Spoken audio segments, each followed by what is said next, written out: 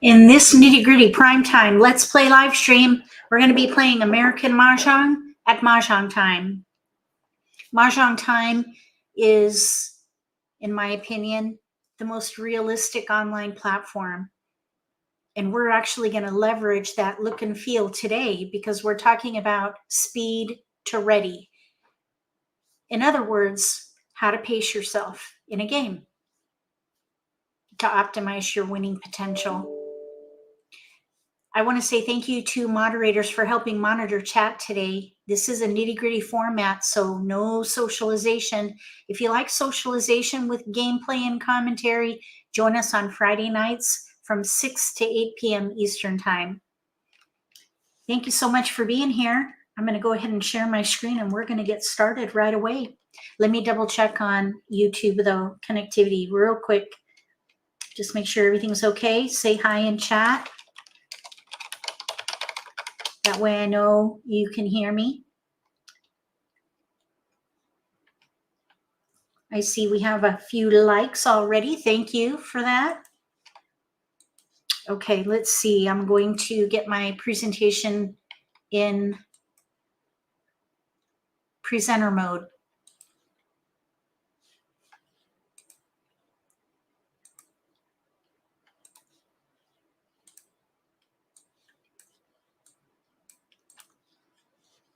You ready?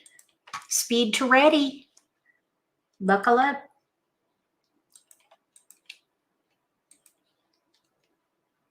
Thank you, Gretchen. Hi, B. Welcome. Hi, JL. Ryan, welcome. Elaine, thanks for being here. All right, here's the presentation. Speed to ready. And let me see here.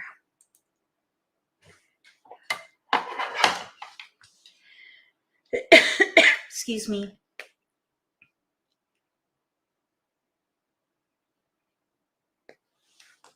Okay, everybody ready? Hopefully we'll get in some really good games to demonstrate these ideas. Speed to ready. This involves hand development, position, milestones, those three things. In hand development, what you want to focus on is targeting the strength of a hand. So when you first get your dealt tiles, arrange them and then look for the strength of the hand. Typically, you're going to have a multiple in there, hopefully. Not so much typically. You're either going to have a multiple or a predominant pattern. So you want to look for the multiple first. Anytime you have a multiple, target the multiple. And then keep supporting tiles and play a category that uses most of your tiles. Target strength. If you don't have a multiple, look for the predominant pattern and play a category that will use most of your tiles. So target strength. Then you're going to gather, and you gather tiles that can be used in whatever category you're focused on. No matter what suit it is, keep any tiles that can be used in that category. Then build. At some point, you won't have gaps and you'll be able to recognize a particular hand or maybe two, and you can start building those multiples. Along the way, defend.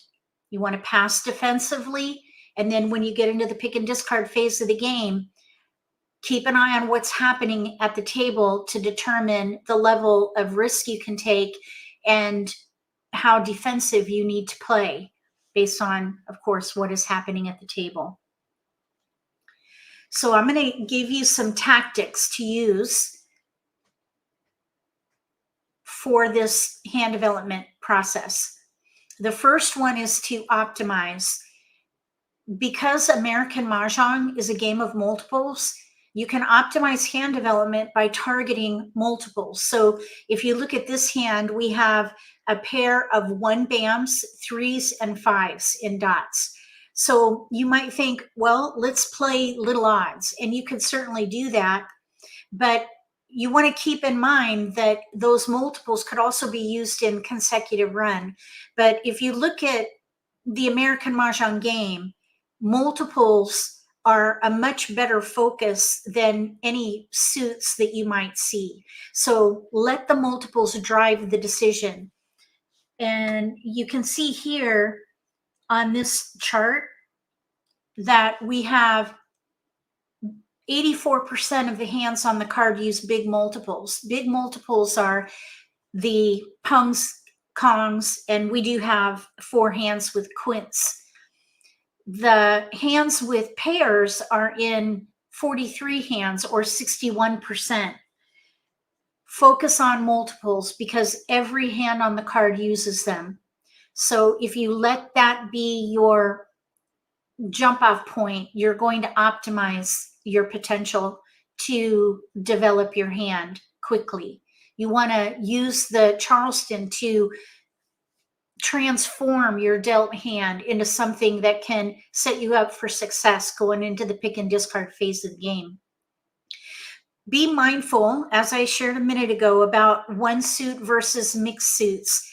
Gather all the tiles that you can use in the category regardless of suits, because there are way more hands in mixed suits than there are one suit.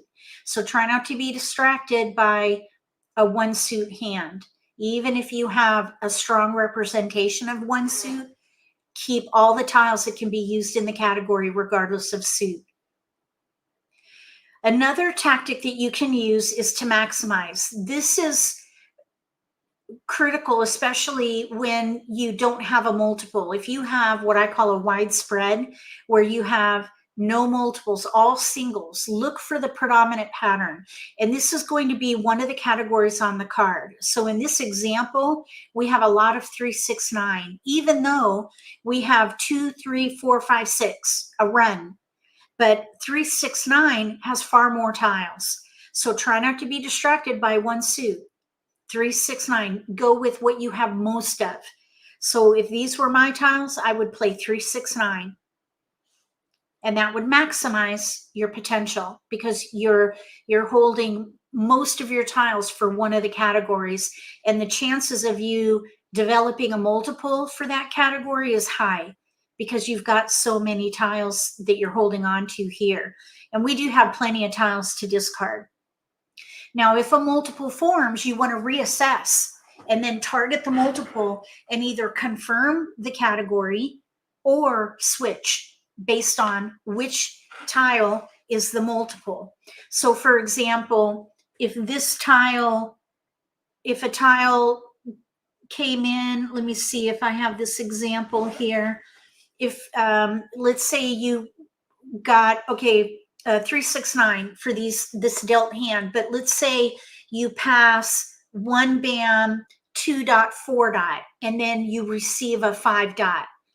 I would reassess completely, target the 5, and play probably some kind of a 5, 6 hand. Maybe even look for 4s, even though we gave 1 away. As an example, now if a 6 came in, then I would stay with 3, 6, 9 because the 6s are used in 3, 6, 9. So you want to go with the flow, follow the trend, target the strength of the hand. If you have multiples, let that drive the hand. If you don't have a multiple, go with the predominant pattern. Maximize your potential with as many tiles that you can keep for your given category. The next tactic is to streamline. This is when you choose to play a consecutive run hand. Consecutive run is a very powerful category because you have 3 numbered suits, 1 through 9, and 4 of every one of those tiles. So you have far more to work with than winds and dragons. So it's a powerful category. And there are consecutive runs outside the category that you could also play. So streamlining would be playing something with a run.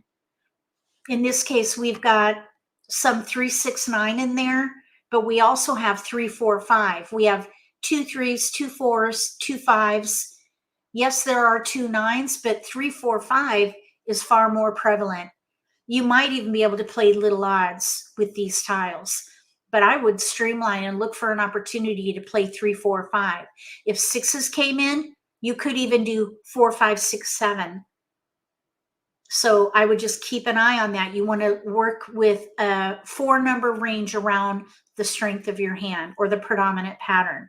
In this case, the predominant pattern is 3-4-5 because it uses 6 tiles versus 7-8-9 would only use 4. So here's a little bit about consecutive run that you want to keep in mind. The consecutive run category, there are only 11 hands in there, but it's very flexible because you can go up or down that 4 or 5 number range depending on what hand you're playing. So only 16% of the hands are in this category, but they're all over the card. You have consecutive hands in wins, singles and pairs, the year category, depending on the year. This year, not so much. We have evens. So I need to modify this because last year, 2023, that had consecutive tiles. So we won't see consecutive tiles for the rest of the decade, but addition has consecutive tiles and quints has consecutive tiles. So think about the potential outside the consecutive run category. Also, when you can stack all 3 of these tactics, I call that a power play, and you have a really strong potential to transform your dealt hand. Optimize by targeting multiples, maximize by using most of your tiles that support the multiple, and then streamline by focusing on a consecutive run for tile efficiency. That is a power play. Stack the tactics. Sometimes you may be able to optimize and maximize. Sometimes you'll be able to streamline and maximize. Sometimes you'll be able to optimize and streamline. You might not be able to use all 3, but when you do, that is a power play, and you have a very good chance of seeing a really remarkable transformation in your hand after the Charleston. Does anybody have any questions about these tactics? I'll give you a minute, and then we're going to jump into position. Because after the Charleston, you've got to do an assessment to figure out where you stand as far as hand development and how much risk you can take. Okay, we're going to keep going then. After the Charleston, if you have more than 4 discards, consider yourself to be an underdog for that game, at least until you develop the hand further, fill gaps, strengthen your multiples.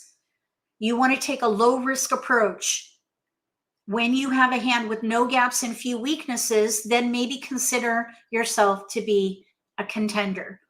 After the Charleston, if you have 4 discards, you can start off as a contender.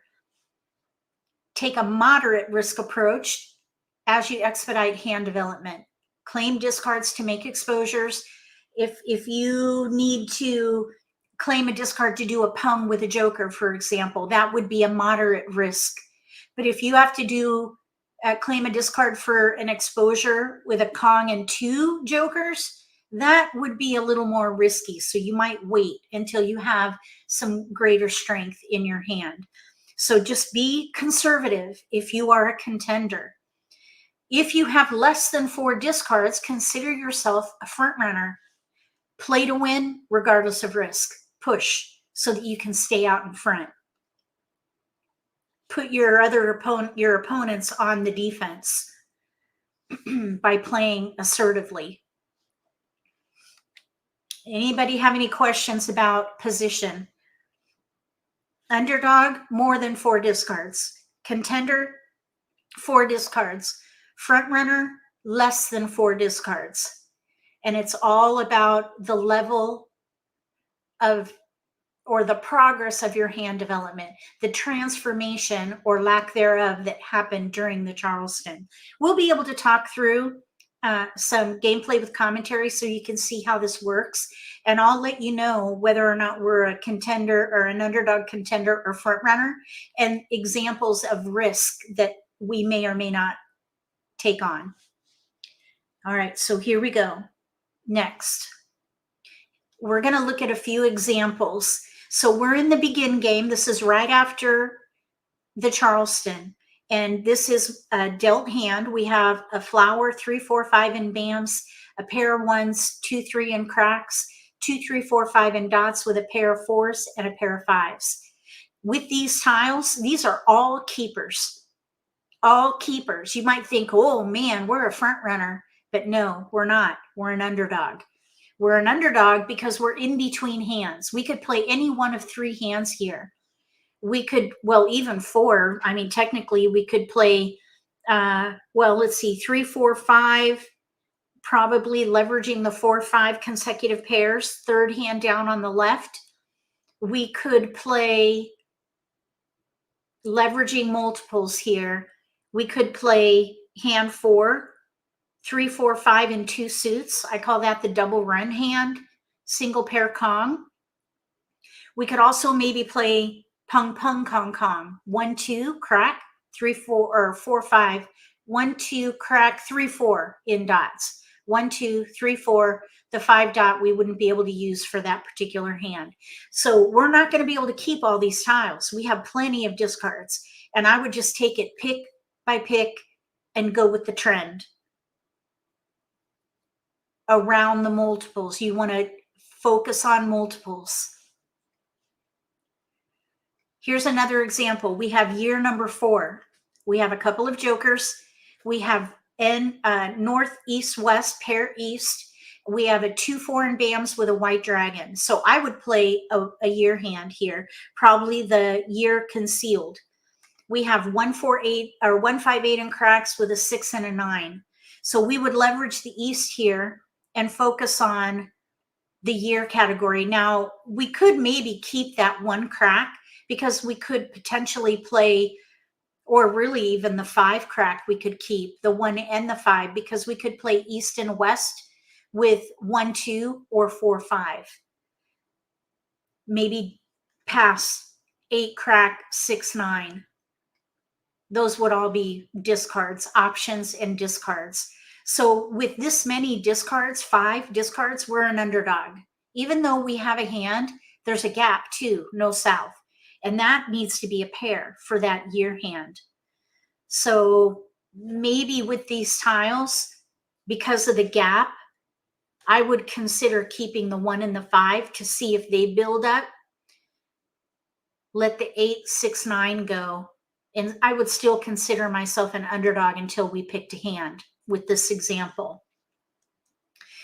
Here's another example. This is a pretty one. We have 1 suit. This is where you might be distracted by a pretty thing, but we've got a really strong representation here. 1, 3, 5, 7, 9, no gaps. We have 1 crack single that needs to be a pung, so that is a weakness. The 3 crack pair is in hand, and so is the 7. And then we have a 5 crack that should be a Kong, so that is another weakness. We have a 9 crack pung, which is nice.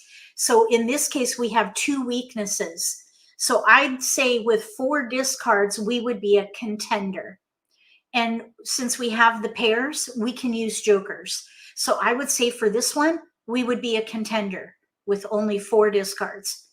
I would probably let the flower go first. If you're not using flowers, let them go early. And then wins probably if you're not using them. And then I let go of year tiles and then the other number tiles after that. Or dragons. Dragons I discard before number tiles. Because the number tiles, those are more likely going to be in exposures with jokers. So that's why I hold on to those. Okay, so here's another example. Consecutive run number 8. There's actually a couple of examples here, but we're going to start with this one. Consecutive run number 8. We have 7, 8, 9. Lots of 7, 8, 9. I would even maybe consider playing that pair hand, 9, 9, 8 pair hand. Let the joker go, but probably not. I would probably consider playing the concealed hand and use the 9 bam as joker bait. So I would probably do 7, 8 bam, 7, 8 dot, 9 crack pair. The 9 crack pair would be a weakness. We would have 4, really 5 discards. But if you think about the 9 bam as joker bait, there's potential to maybe get that to the halfway point in the game, and then discard one. So when an opponent makes an exposure with a joker, then you use that other 9 to get the joker. So I would say with 3 discards and joker bait, we would be a contender because we're playing a concealed hand. And the 9 crack is vulnerable because we need a pair there. So you want to think about the makeup of the hand, the components, what you have, and the weaknesses that you may have in there. The joker bait is a hit or miss tactic, so you might not want to, don't consider that a shoe-in. It is a hit or miss tactic. So just because we have joker bait, you cannot count on that. But there is hope there. You don't want to make your decisions based on hope, though. Since this is a concealed hand, I would stick with it and see what happens at the table, especially with the 9 crack. You want to keep an eye on that because that needs to be a pair. So with this hand, I would say contender. The same tiles, we could play single pair Kong, 4th hand down, same category. And this one, we would have, actually the 7 dot would be a discard. So 4 discards, 7 dot, 9 crack, green and south. Yeah, there it is, 7 dot. That would go away. So with 4 discards, we would be a contender. We could Kong the 9 bam, but we need help with that 9 dot. That would be a weakness. We have the singles and the pairs, so that's the silver lining. So here we would be a contender. Here's another example. We have 1, 2, 3, 4, pung, pung, kong, kong, hand of least resistance. You can use any number of jokers. This is relatively indestructible. So with this one, we have 5 discards, including joker bait, but I would say we'd be a front runner here because we can use any number of jokers with this, and whether or not we get a joker out of that too, it doesn't really matter because we can call for anything here. We just need to draw well, of course, and look for opportunities to do joker exchanges. So your discard planning is going to be key with this hand. We could pung the 1, 2, Kong either the 3 or the 4. We really just need one good pick, and this hand will be set. 1, 2, 3, 4, pung, pung, Kong, Kong. So I'd say this is an example of a front runner. And then we have one more example, 2, 4, 6, 8, evens number 2. We have 2, 4 crack, pair pung, 4, 6 dot, pair pung, and then Kong of 8s in a 3rd suit. We're set. We could pung the 4 crack, pung the 6 dot, and Kong the 8. We have 3 discards here, so this would be another example of a front runner. This is after the Charleston. So you want to assess your position based on the transformation of your hand and then take risks accordingly. If you're an underdog, low risk. If you're a contender, moderate risk. If you're a front runner, push to win regardless of risk. Does anybody have any questions? Okay, let's see here. Sure, I want to get into pacing.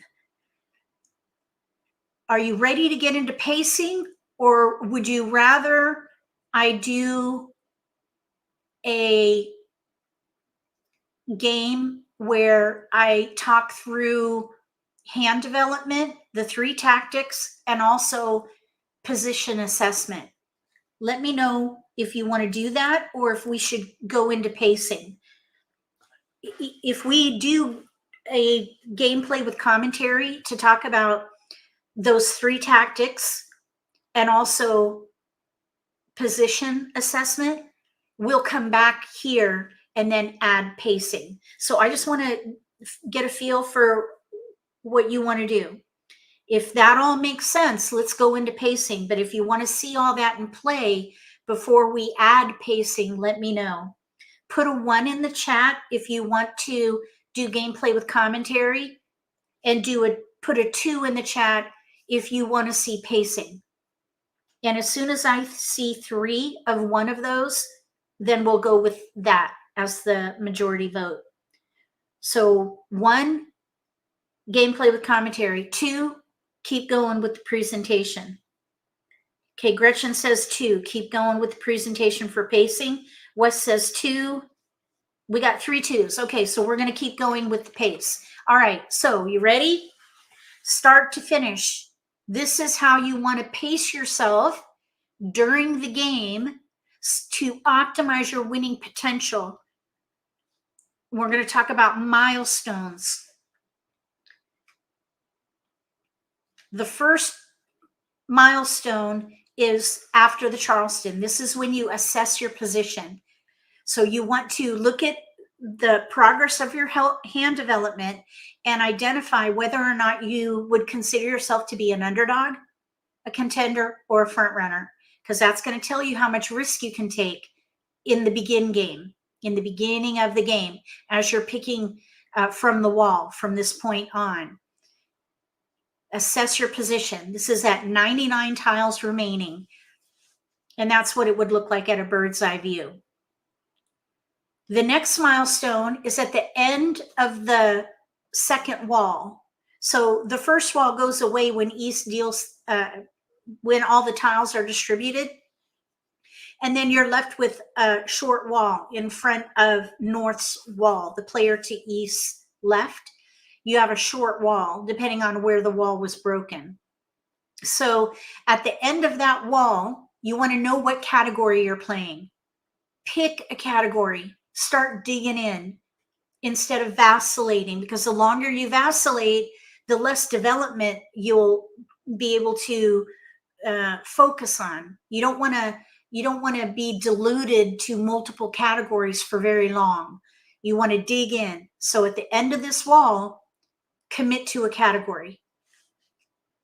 Then about 2 or 3 picks in to that third wall, this is the sweet spot for switching, because you're going to have enough time for the rest of that third wall to gather tiles for a different hand if you need to. So this is going to depend on the hand you're playing, of course, and what's happening at the table. Let's say, for example, you're playing a pair hand and somebody puts, somebody claims a discard and they have a pure pung of one of the tiles you need for your pair hand. Switch. If that kind of thing happens, try to do it at about 70 tiles remaining. If you haven't made progress with your pair hand at this point, switch to something callable, something exposable. If you're playing a quint and you really haven't gotten enough jokers to help you with your quint, switch. Go to an easier hand, because you need to then refocus and gather tiles that can be used for an easier hand with 70 tiles remaining. You don't want to be working on a long shot at this point in the game. So give yourself time for these big hands, but if you're not developing those hands enough, consider switching. This is the sweet spot to do that, because you have enough time to gather for a different hand. The next milestone is the mid game. This is the midpoint of the game. 60 tiles remaining. This is the sweet spot for joker bait.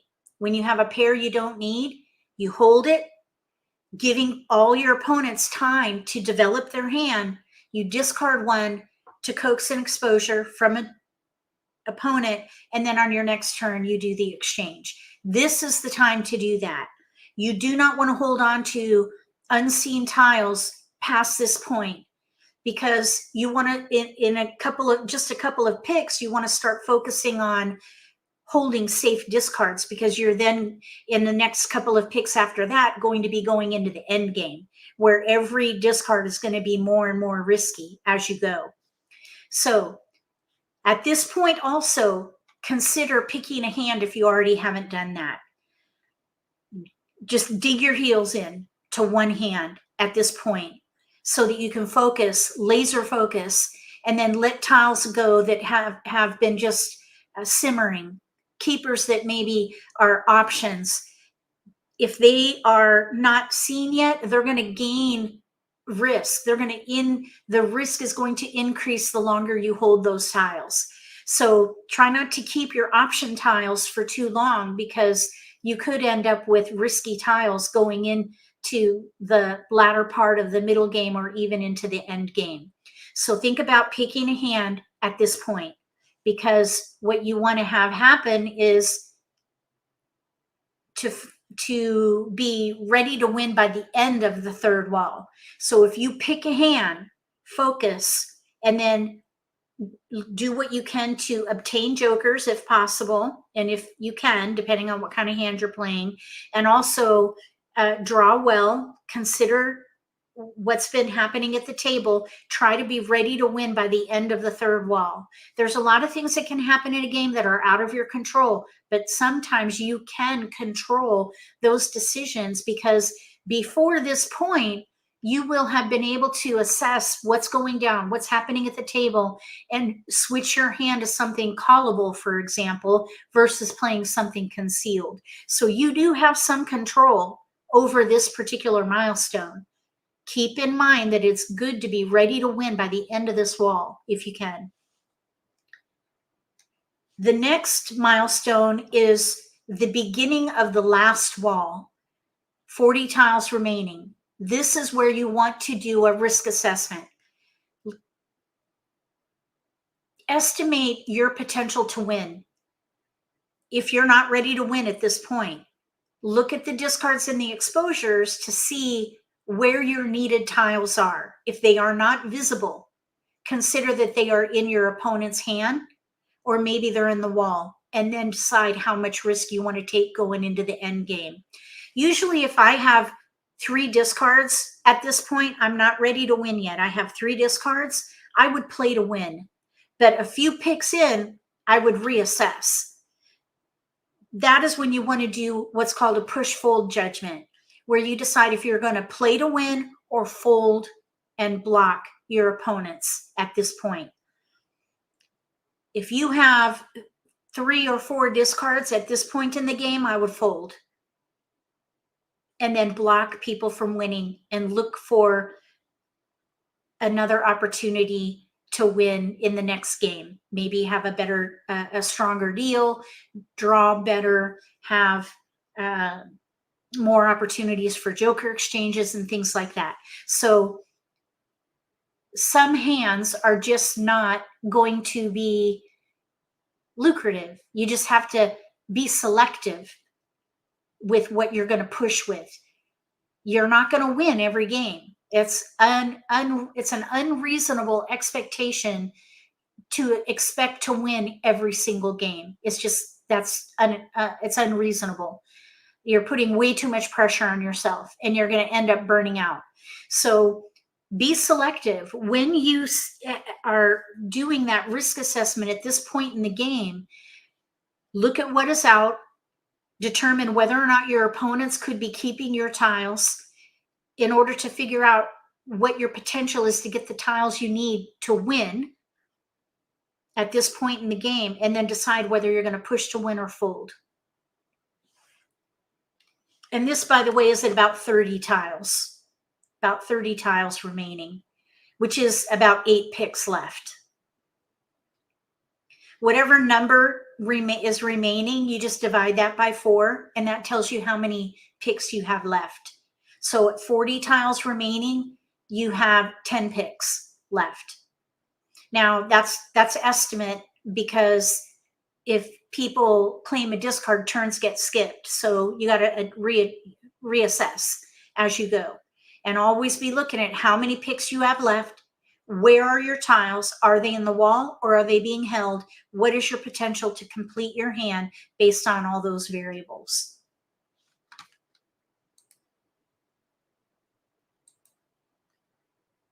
Okay, any questions so far? Because we're next going to talk a little more about push-fold judgment. Are you ready to go into push-fold judgment?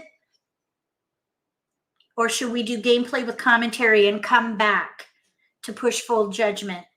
Put a 1 in the chat if you want to do gameplay with commentary on everything we've talked about, or put a 2 in the chat if you want to keep going. And this next segment, push-fold judgment, finishes the presentation. Ready to keep going, or ready to do gameplay with commentary. And we'll just do one game. So 1 in the chat to do gameplay with commentary, 2 in the chat to keep going and to push full judgment. Okay, Paula says 1. Wes says 2.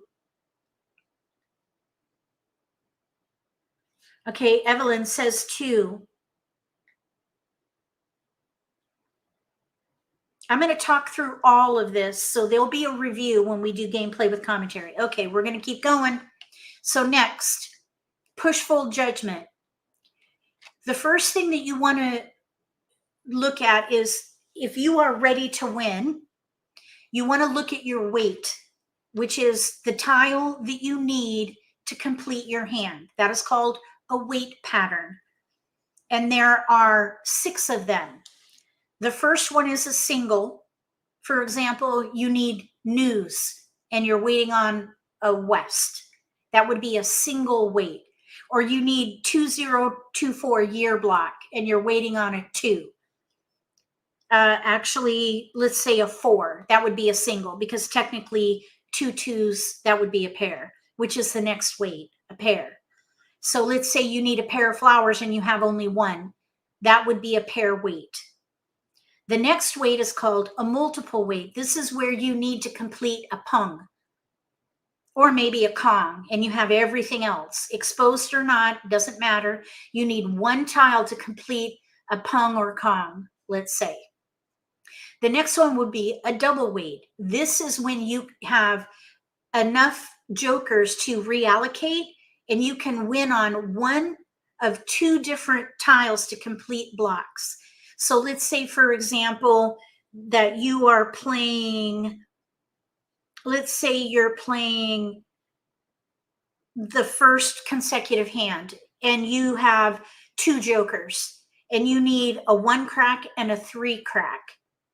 You can reallocate the joker and win on either a 1 or a 3. That would be called a double weight. You have to have at least 2 big multiples to do a double weight. And it increases from there. A triple weight would be if you have 3 big multiples minimum, or if you have enough jokers and you have 4 big multiples that you would be able to set yourself up for this triple weight where you could win on any one of 3 tiles. For example, let's say you're playing like numbers number 1, and that is a hand of least resistance where you have 4 big multiples.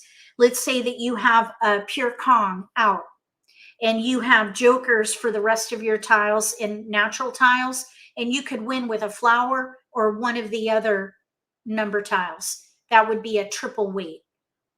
And then the last one is what's called a quad weight. This again would be where you have 4 big multiples in your hand and you have enough jokers to reallocate and you could win on any one of 4 tiles. These increase in strength from single to quad. So the single weight is weak, the quad weight is strong. So single and pair would be the weaker side, and then it increases as you get up to the quad.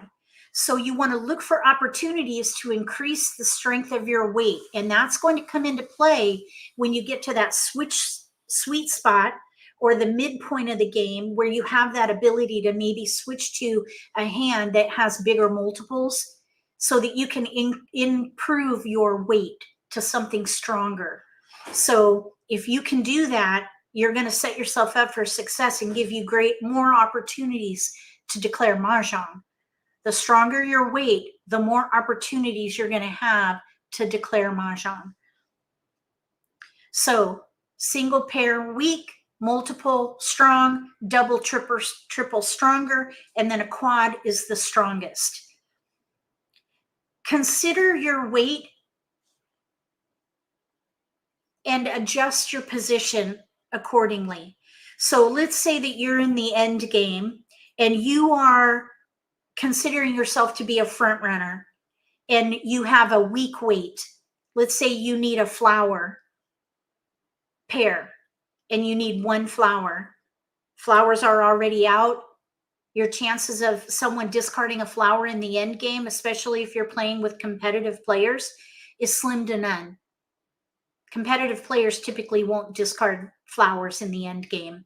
So as a front runner, you might think to yourself, I need to play a little more conservatively and maybe make myself or consider myself to be a contender and take a more moderate risk approach because I still need a flower and I have a pair weight.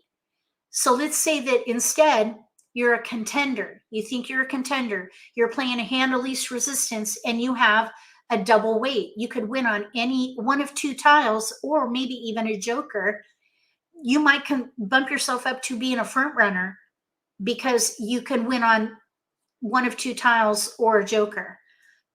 It's going to be situational, but consider modifying your position based on your weight.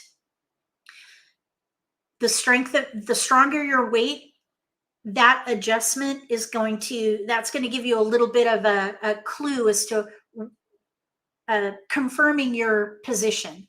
Just confirm your position based on your weight. If your weight is strong, bump up. If your weight is weak, bump back.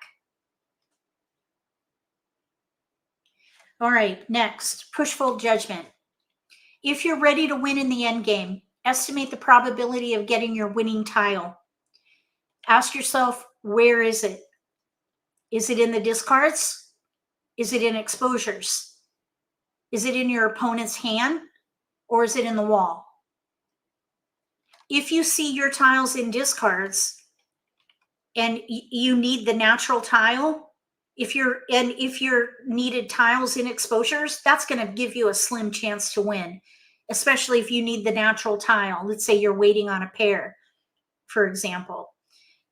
Or if you think that your opponent is in your business, let's say you're both playing evens and you think they have your tile based on their exposures and what they've discarded in the past, you might consider that your potential is going to be slim.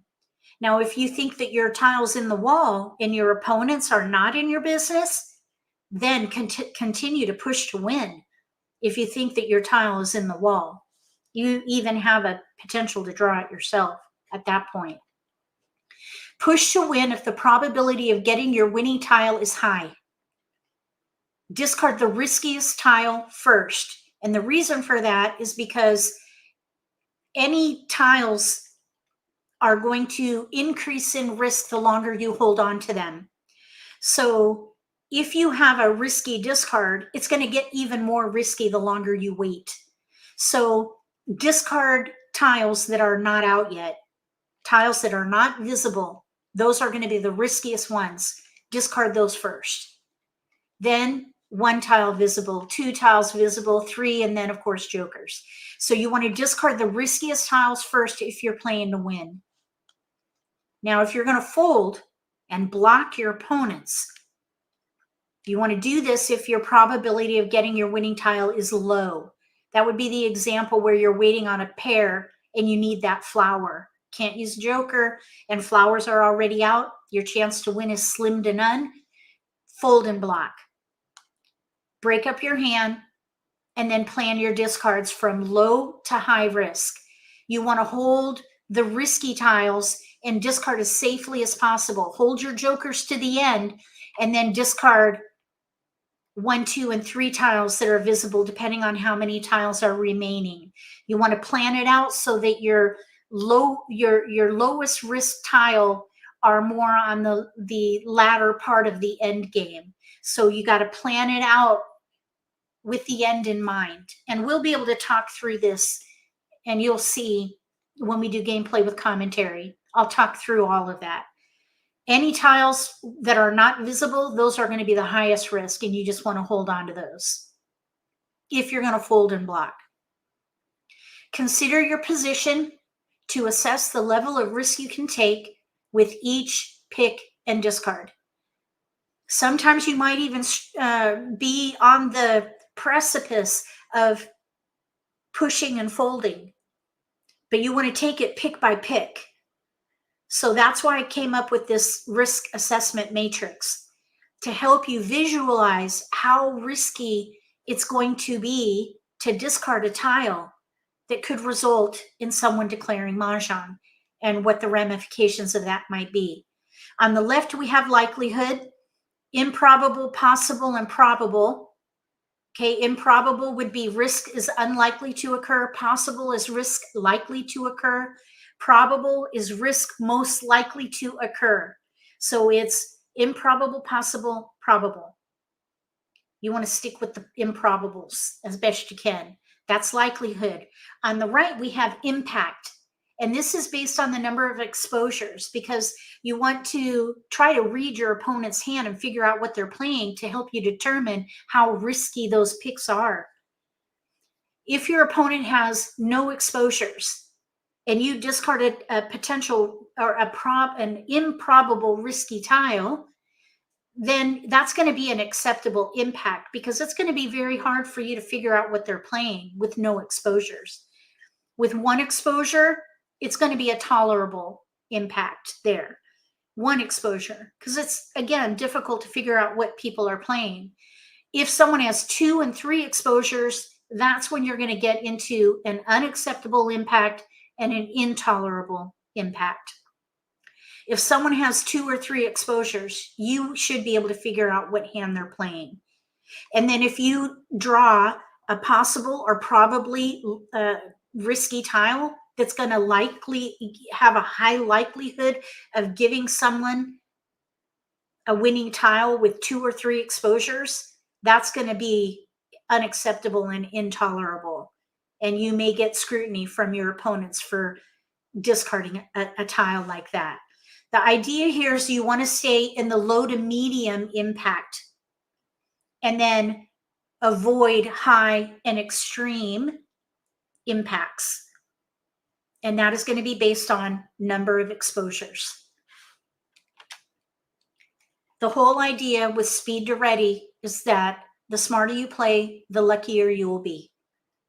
This is all to help you play smarter. Play smart. Okay, so that's going to do it for this presentation. We're going to play Mahjong now, and I'll talk through all of those things. Does anybody have any questions at the moment?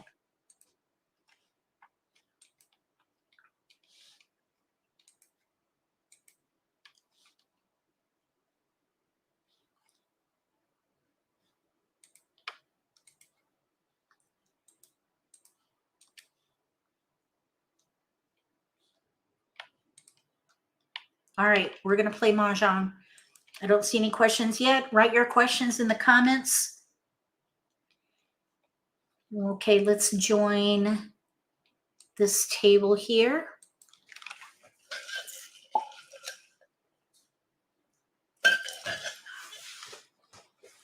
All right, so we're going to look at those tactics: optimize, maximize, and streamline. Hand development tactics. We'll talk through that during the Charleston. Then we'll do a position assessment, and then we'll talk through the milestones. Our goal is to be ready to win by the end of the third wall. And then we'll talk through push-fold judgment. Risk assessment first, then push-fold judgment. Oh, thank you, Wes. I hope you find it helpful. Now we're going to put it all into play. While we're waiting, I'm going to make a fresh drink. I forgot to do that during my break. So I'm going to just go off screen for a minute and I'll be right back.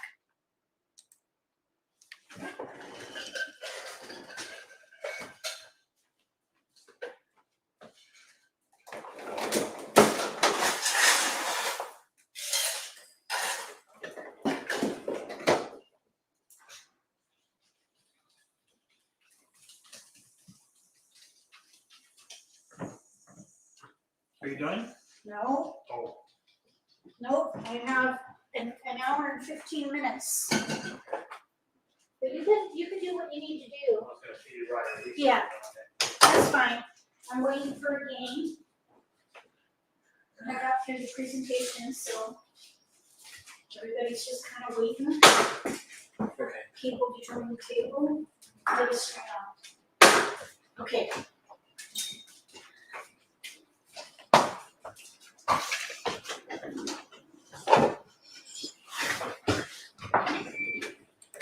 All right, I'm here. Okay, here we go. Nick of time.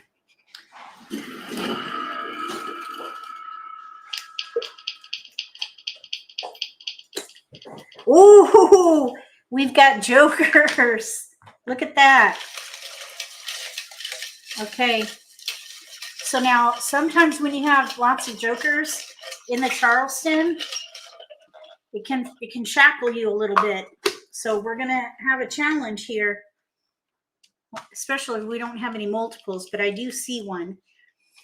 Okay, we have a 7-dot pair. With a 7-dot pair in these jokers, some people might think, oh, I'm playing a quint, but I would not consider a quint right now because we don't have a big multiple. When I have maybe 2 multiples or a big multiple, then I would consider playing a quint. Instead, I'd probably go for maybe something consecutive. We have 3 tiles we can clearly pass. This is a great pass here. 5, 7. I would not pick a hand. Let's see what we get. Okay, so now there's an 8-dot. We'll keep that. That, yay, we have a flower. Yes, isn't that nice? Okay, so now we have 4, 5, 7, 7, 8, 5-dot. Let's see, this 3 I don't think is going to be helpful. This is going to be a little bit risky here. 4, 5, but you want to focus on your own hand development first and then do the best you can with what you have left over. Let's keep that 3-dot and let the 3 bam go. We did give up a 1. We could maybe play odds. We have no 1. So let's just think this through. So we're optimizing by targeting the multiple. We're maximized by holding most of our tiles. Right now we have mostly odds. But in this case, I would probably break up the 3. We do have a hand in here with no gaps now. This would be the big odd hand. Break up the 3. We have no 1. I would play that 3rd hand down on the right. 5, 7, 9 dragon. We have tiles we can pass here, no problem. We could keep the 3. Maybe they'll come back. We want to keep going. So we are optimized and we are maximized. We're not streamlined because we're not playing consecutive run. So we're optimized and maximized. You know what? We might be able to keep that 7 and play like numbers. Let's see if we're going to keep going here. Yes, we are. Okay, this is a little risky, but again, you want to focus on hand development first and then do the best you can with what you have left over. Since we have some potential for like numbers, I'd keep that 7. Excuse me. I have a frog in my throat. Oh, well, that's an interesting situation here. We have 5, 7, 7, 9. No gaps. But we have 1 more tile towards that big odd hand. We do have weakness with the 2, with the flower and the 5. I think I would still keep the 7. 5, 7, 9 dragon.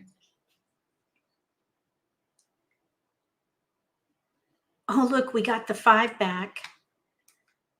So let's see here. We're going to the right.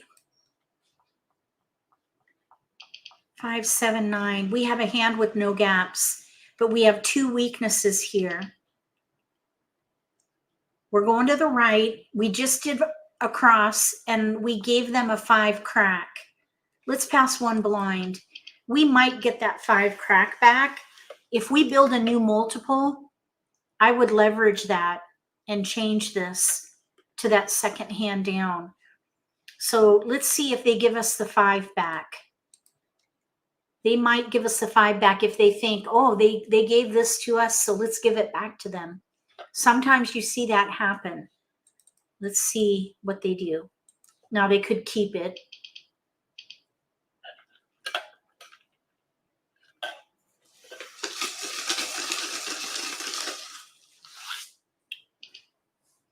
So 579 dragon, third hand down on the right. Okay, we did not get it back, and that's fine. We have 2 discards and options. I would say we are a contender here because technically we have 4 discards. 2 bamboos. We could pung the 7.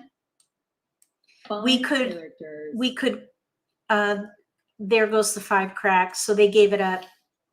So we need a flower and a 5 dot. We got to take care of one of these weaknesses before we commit.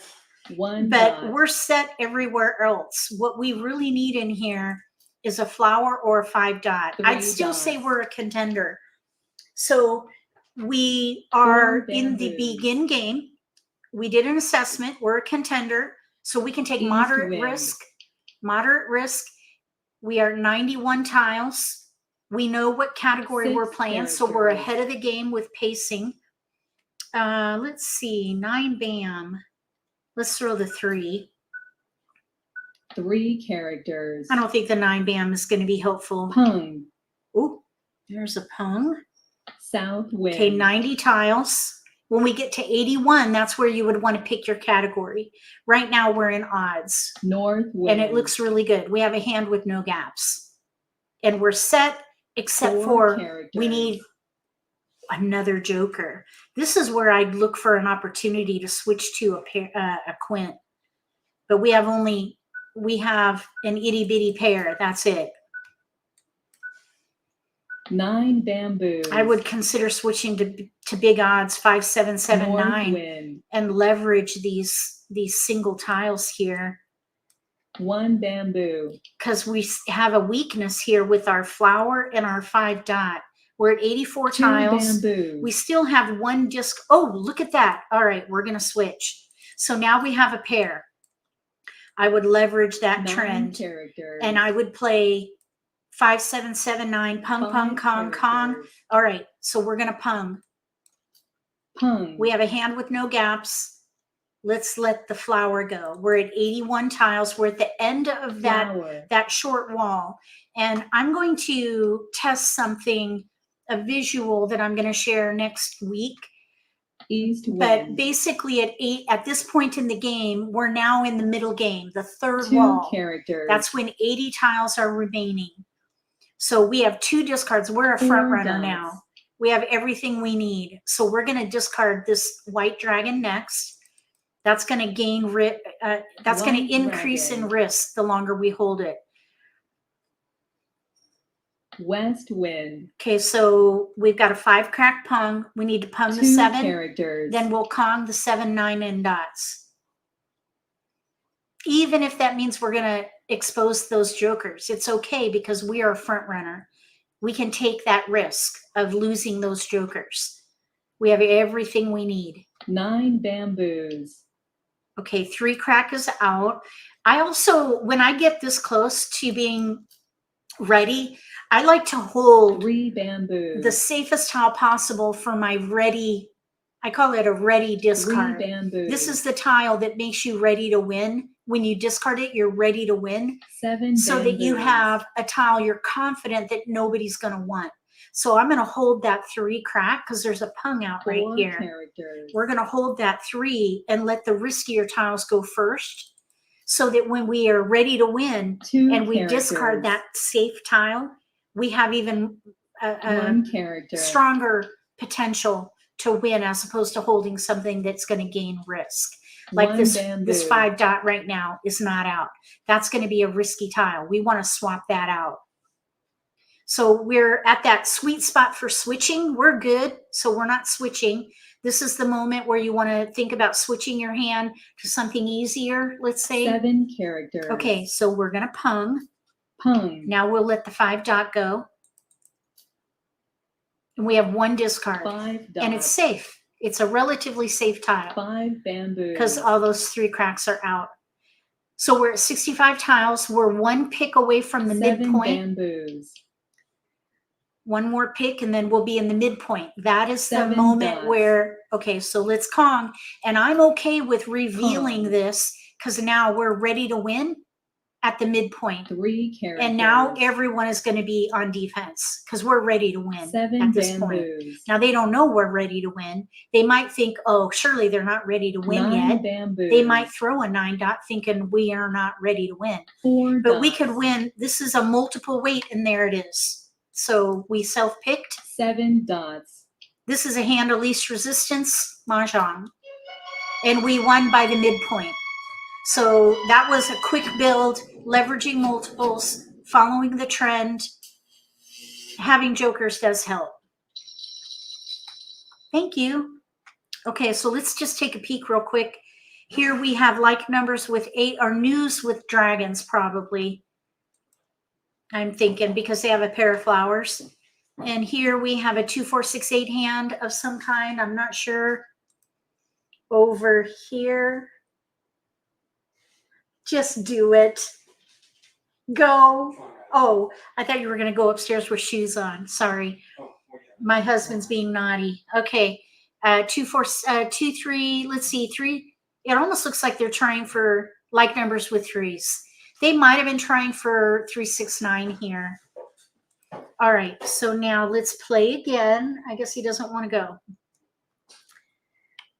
Oh, thank you, JL. Okay, so let's play at this table here. We're just going to wait a little bit. Does anybody have any questions about those 3 hand development tactics? Optimize, maximize, and streamline. We had optimized and maximized. We did not streamline because we played odds, but we still had a really good result because we did get jokers, thankfully. And we were a contender and a front runner. So we had a really strong start. So let's see what happens with this next game. Okay, now hold on. Riley, babe. Oh, shoot. Okay, Dave's going to get Riley out of here. I think our neighbor has their dog out, which Riley does not like. Just take him up with you, maybe. Okay, here we go. Let's see what we have to work with. Oh, we have a wide spread. Okay, so this is going to be another really good. Oh my gosh. Okay, so we have a wide spread. This is when you have no multiples. You look for the predominant pattern. So what I like to do is look for like numbers because that should reveal a predominant pattern. We have 2 4s, 2 5s. We have 2 4s and 3 5s. So 4 5, that's consecutive. So I would focus on consecutive run. 4 5. We might even be able to do wins, news with like numbers. So I would probably let the 6 go. Dudley Do Wrong was out there, yes. Oh, thank you, Misty. Okay, so we have like numbers with 5s, like numbers with 4s. We almost have news, which is equivalent to a com. It's single tiles, NEWS, but it is equivalent to a com because there are 4. That's significant. So we might be able to leverage that. We could maybe even, okay, here's our first multiple, a 5 crack. All right, so now we do have a lot of 4, 5, 6 in here, but I think like numbers with 5s is probably what I would focus on. So let's see, 4, 5, 5, like numbers. I think I would play like numbers with 5s. So we are optimized by targeting the multiple, the 5, and we're maximized by holding like numbers and wins. So we're optimized and maximized. So let's pass 7, 1, 4. 1 suit, little risky, but at least they're far apart. We've got an even and 2 odds there. We're playing like numbers with news. First hand under like numbers at the moment. If we get more wins, we could consider playing news concealed.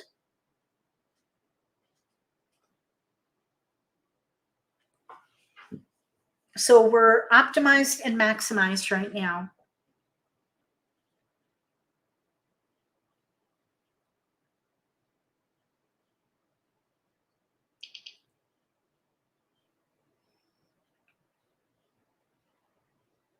We got a flower. Wow. Okay, that's nice. So now let's see. Yes, we want to keep going. We have 3 discards. We have an extra 5, so we have an option with our number tile.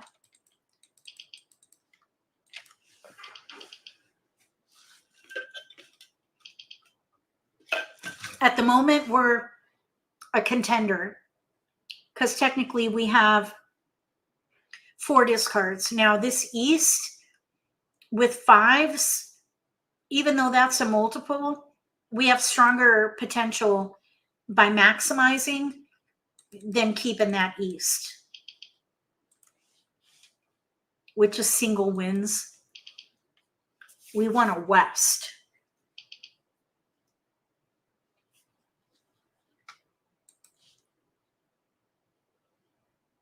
Okay, no keepers. We passed this already. That was our pass. Okay.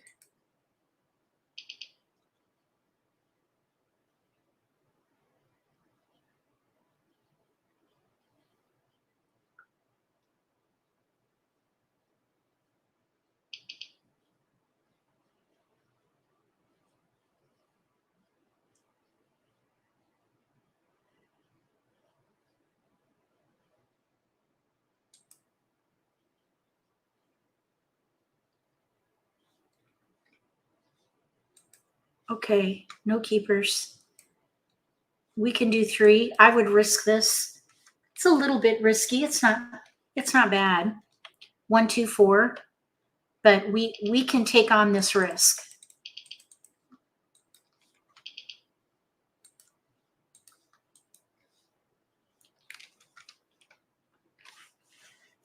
All right, let's see if we can get a keeper. West would be ideal. A 5 would be nice. Okay, so we have a 1, 2, 6. That's fine. 3 discards with an option. So I'd say we're a contender. 1 bamboo. We're a contender here. Let's let the dragon go. White dragon. We have 4 discards. 3 clear discards plus an option. 4 characters. So that's 4. 4 discards. 1 character. We can Kong the 5. That's it for now. Okay, this 1 crack we can let go of. 2 dots. Dragons, I let go of first though. Red dragon. Number tiles are more likely to be in Kong. exposures with jokers 4 than bamboo. dragons. Okay, so there's a joker. That's 1 nice. character. So now we're still in the begin game. Begin game is 90 to win. 81 tiles remaining. We have 2 discards, so we're now a front runner. Actually, we have 3 discards. So after 2 the Charleston bamboos. at 99 tiles, if you have less than 4 discards, consider yourself to be a front runner. Because we drew 3 a joker, dots. we're now a front runner. So you adjust your position depending on if you get keepers in that begin game. You got 5 picks in the begin game typically. So at the moment we 1 have 3 bamboo. discards, so we're a front runner. And 1 more good pick will be set. 3 bamboos. So we're still looking for a West, and we need one of these 5s. 1 dot. It would be awesome to draw a 5 because then we 3 would dots. maybe end up with a double weight, which would confirm a front runner position. At the moment, we 1 estimate that we dot. are a front runner.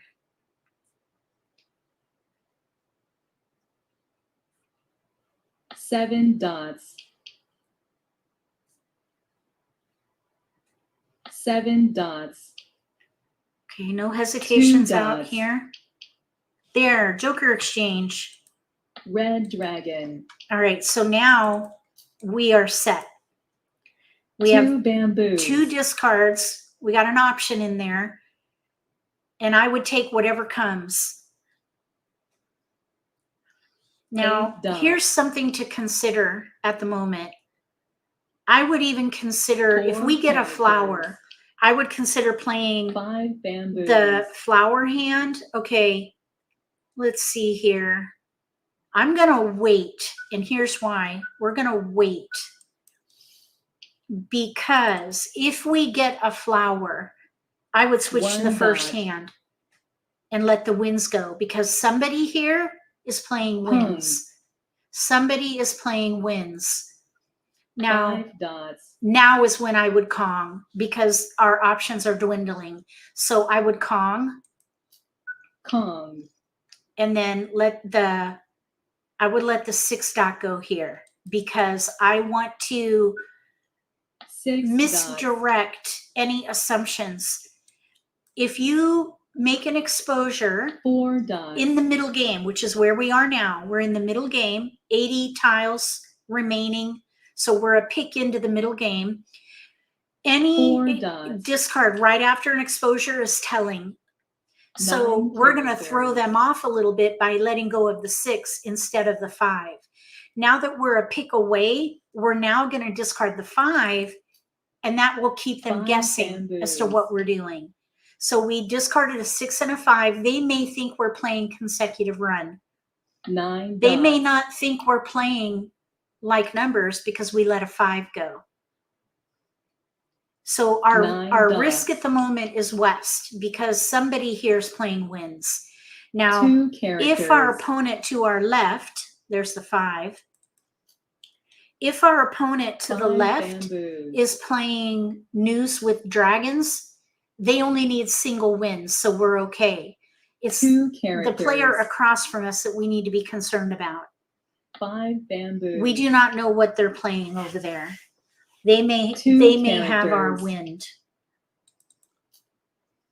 4 bamboos. So we need to Kong the 5, crack, discard the 7, ready to 6 win on a dots. west. I'm hoping we'll draw it, because we 4 at the bamboos. moment do not know where the winds are. I think it's the White player across dragon. from us. Let's stick with the 4. We already have a 4 4 out in front of characters. us. At Mahjong Time, this is why I like playing here, because they 8 use bamboos. random discards. 90% of the tiles in North front of each wind. player are their tiles. Okay, now our opponent across from us let a north go. 4 bamboos. We need to keep an eye on that. 7 characters. So you can look at exposures and the discards in front of people to figure out what they're 1 playing. character. So this player across from us, they threw this north that is now in front of the player on the 8 left. dots. 10% of the discards are going to be to 3 either their right or bamboos. left. Okay, now ones, they have a 1 dot there, but they're throwing 1 cracks. A 1 bam has already been thrown. 2 have been thrown. Let's throw the 8. 8 No characters. 8s are out yet. Okay, so now we have a 1 bam and 2 are out. So that'll be a good discard 3 for characters. when we're ready to win. I'm hoping we will draw a west. And we'll end up with a multiple weight. I'd rather not be, 4 for dots. example, if someone throws a 5 crack and we Kong, then we'll have a 7 single weight, bamboos. which is weak. We want a multiple weight if possible. 8 So bamboos. it would be ideal to draw a west, but we have no control over that. So we just have to wait it out. 3 characters. We're at 48 tiles remaining. So this is where you want to 9 bamboos. assess your position. I still say we're a front runner. We have 1 Hmm. discard. Okay, so they're playing the mixed suit odd hand first line. 9 dots. They need our 5 crack. They may have our 5 crack. 8 bamboos. They probably do have our 5 crack, because they need 1 3 dot, 5 crack Kong, 8 characters. 7 9 and bams. We may need another joker here. So I would 2 put us at a bamboos. contender now because of their exposures. So you adjust your position 4 and the risk characters. that you're willing to take, because now they probably have our tile. 2 characters. We can use a joker, and right now there are White dragon. 1 2 3 4 5. Here we go. Joker exchange. 1 dot. Okay, so now we are on a single 1 weight. bamboo. So now we have a weak weight. We need a west. That's a single weight. So we need to be dots. we need to be mindful of our picks based on One what is out. bamboo. Now at 9 37 tiles characters. remaining, we're in the end game. Okay, this 3 bam is fine. Let's see how many 3 dots are out. There are 2 3 dots out, and there are 2 7 dots out. My guess is that they have their 2 pairs. dots. I think they probably have the 5 cracks and jokers. 3 characters. I would say we're a contender because they have our 5, 7 and we are on a dots. single weight. Okay, now hold the phone. Hold on a second. 7 dot. Oh no, they need 7 bam. Here's an 5 interesting dots. situation now.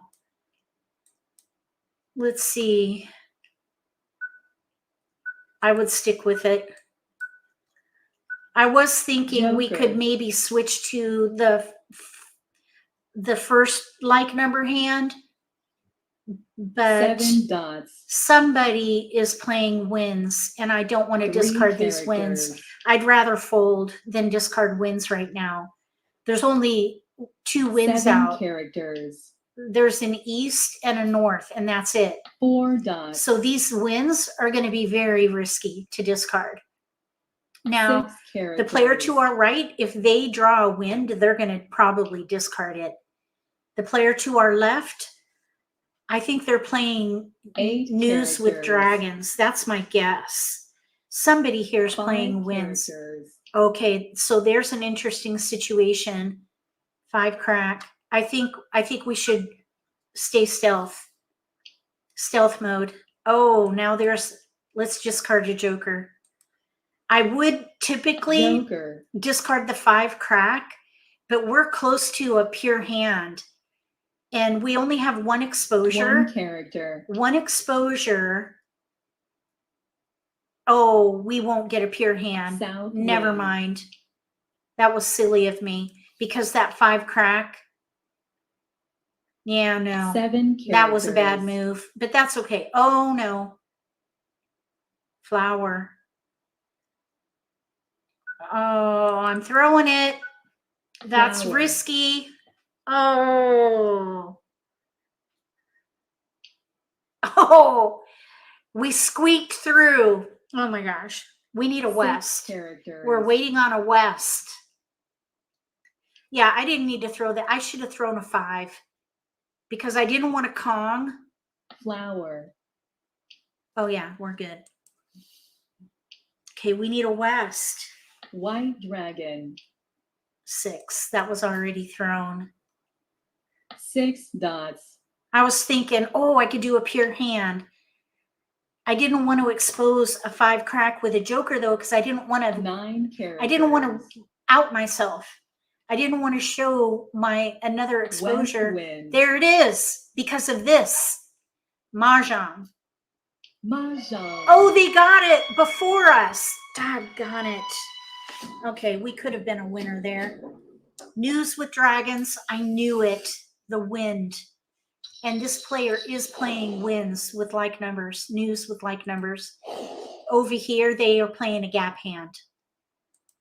Over here, we needed that west. We were ready to win, but we were in the wrong seat. Darn it. Shoot. Well, we were ready to win. We would have. Shoot. All right. Okay, we're here. Okay. Oh, we were right there on the edge. All right, we need a nice strong deal.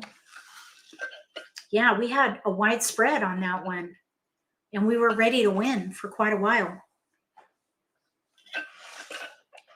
Thank you. So they got it because they were next in line. Yep, they did.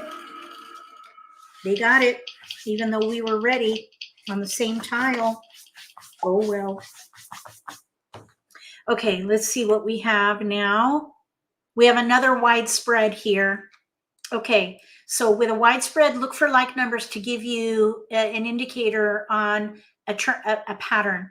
So we have 2 5s, 2 4s, 2 1s, 1 4 5, 4, 5, consecutive run. So I would let the ones go and focus on 4, 5, 6, 7.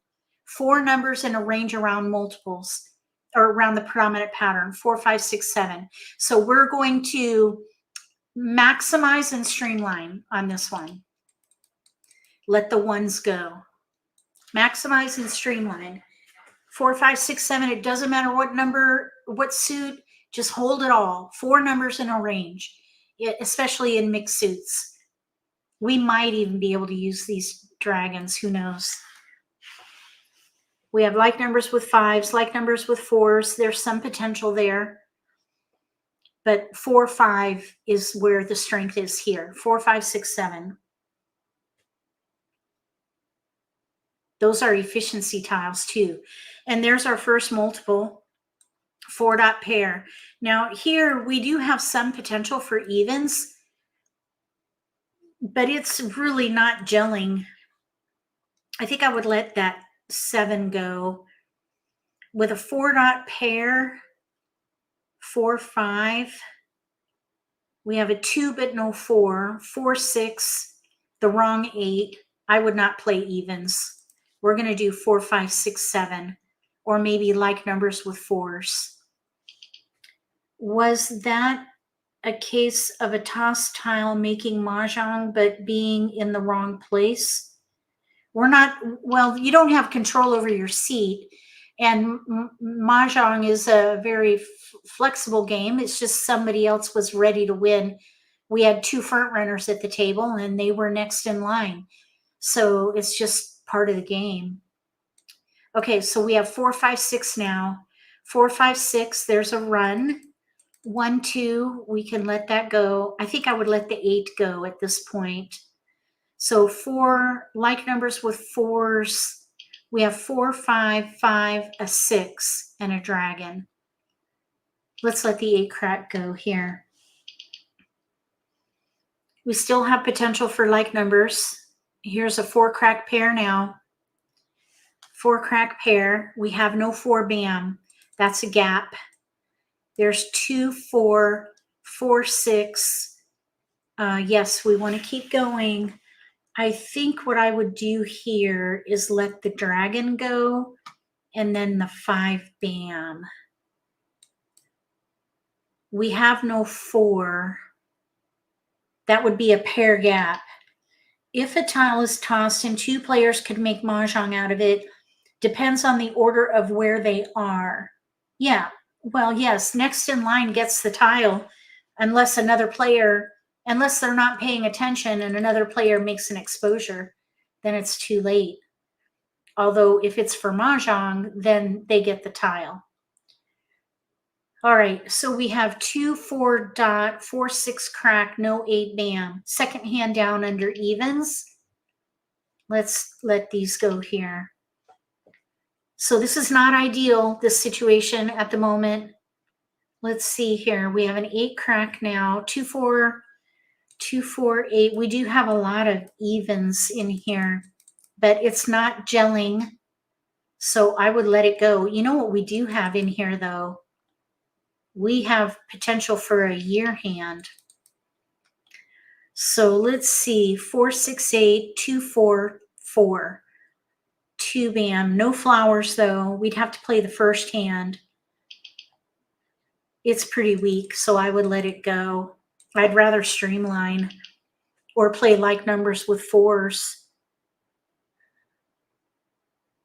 If we get an 8 bam, we could maybe do the second hand down, but that is a long shot, so I would not focus there. I would still focus on a consecutive run hand. 4, 5, 6 of some kind. So we have a 3 now. Oh, there's the 8 bam. Okay, so now I would reconsider.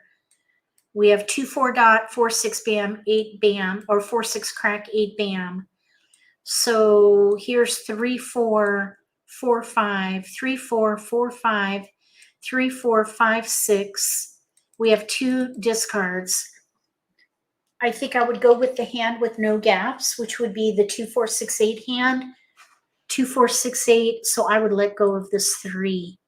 We even have one of the pair in here. So I would play the second hand down under evens. We're optimized and maximized, focused on evens. With a dragon, I would probably hold that just in case fours come, but maybe not. I think I would pass 3 and mitigate risk.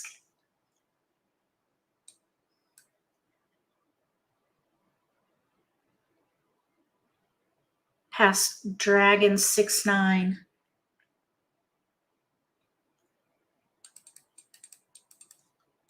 Okay, here we go. 2, 4, 6, 8, second hand down. We are not streamlining. Pair pung kong. We could pung the 4 and the 6. We need help with our 8. We got an 8, but it's the wrong suit. Okay, so now I would let we have 5 3 discards. bamboos. Okay, 5 discards. Our position assessment, West wind. underdog. We're an underdog because we have 5 discards, but we do have a hand with no gaps. 3 characters. Okay, so I would let the wind go first. So now here's a pair we East don't wind. need. So now we have 3 discards with joker bait. So I would say we're a contender 3 now. bamboos. So with joker bait, you could bump up. Green Even though dragon. it is a hit or miss tactic, so we're going to have to watch the discards 4 bamboos. to see what happens with that 8. 3 characters. So we have 2, 4, 6, 8, second hand down under evens. We have 3 discards with joker 8 bait. characters. Okay, now there's a hesitation on the 8 crack. Somebody may have 8s. That could be good. That could be 4 bad because bamboos. we need 8 bams. 8 dots. Here's our joker bait. And nobody took it. So I would say we're back to being an underdog. Let's see here. Let's just hold that for a bit. We do have 2, 4, 8 9 dragon. bamboos. Third hand down, but we have a gap, no 6. 2 characters. No 6 dot. So I would hold the 8 and the 3 dragon just for a little characters. while. So we have an option. We're kind of in between hands a 2 little, characters. but at least we know what category we're in. We're in evens. We're 9 at that dots. point right now where you want to pick a category if you haven't already, because you don't want to wait too 2 long. dots. You don't want to straddle categories. We're going to pass. We need that for a pair. 9 bamboos. So we're in between the second hand down and the third hand down. 9 bamboos. Okay, let's let the 3 go. 3 bamboos. We do have some potential now for 2, 4 dot, 6, 8 bam. 6 characters. It's really weak though. Okay, now here we could pung. That is the first 6. I see a lot of 3, 6, 9 out, so I'm going to let it go. If another 6 crack goes down, I would call it. We need a pung. South wind. So we can wait just a little before we commit with an exposure. We're in the middle game now. 9 I'd say that we're characters. an underdog until we pick a hand. So we're at 76 tiles Green remaining dragon. right now. We still have a hand with no gaps, second hand down. 7 dots. I probably would let these go here. 9 characters. We still have 3 more picks before we have 2 to bamboos. dig in to something. Let's let the red dragon go here. Red dragon. If I'm not playing dragons, I let them go for this reason here, that hesitation. The number tiles also are going to be East more wind. likely in exposures with jokers. 8 dots. Okay, so 8 dot. There was a hesitation there. That would be the player on our 2 right. bamboos. Because the player on our left discarded an 8 dot. Now the player across from us did. So that means the player on our White right has an dragon. 8 dot in their hand. Just by process of elimination. The hesitation was not us.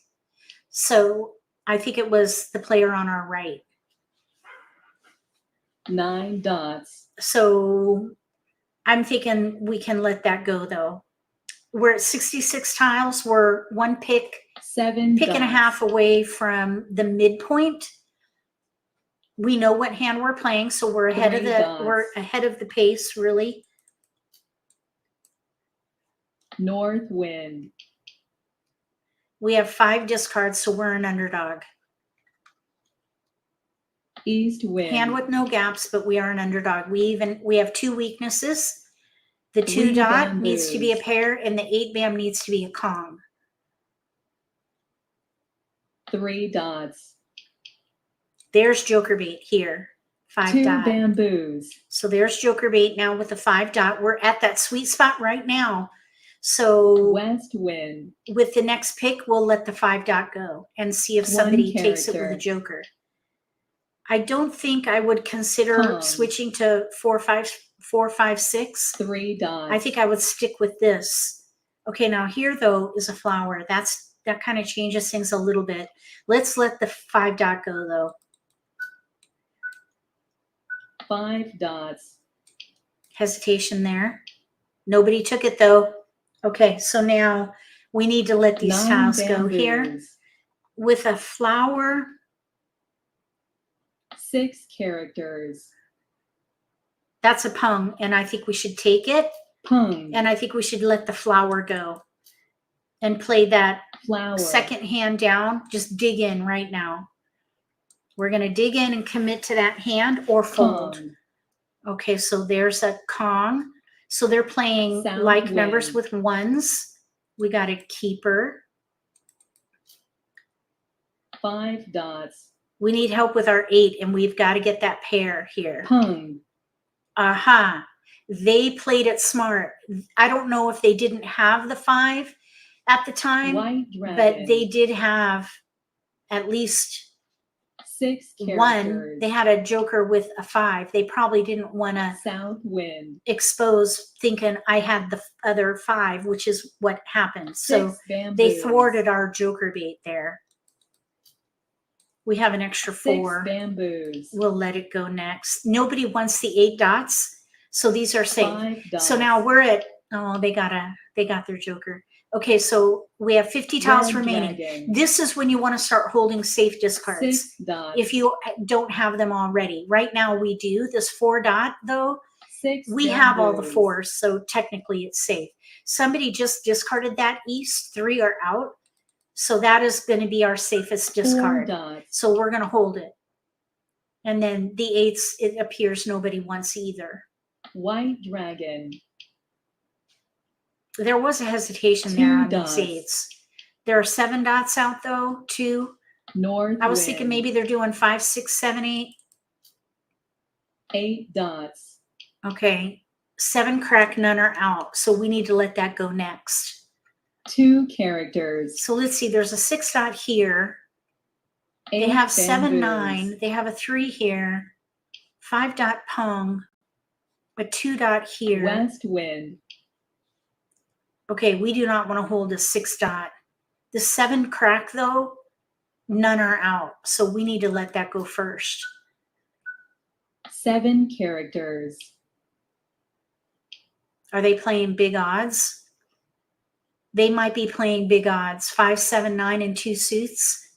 8 bamboos. But they're going to need jokers because the 7 dots are out. 1 bamboo.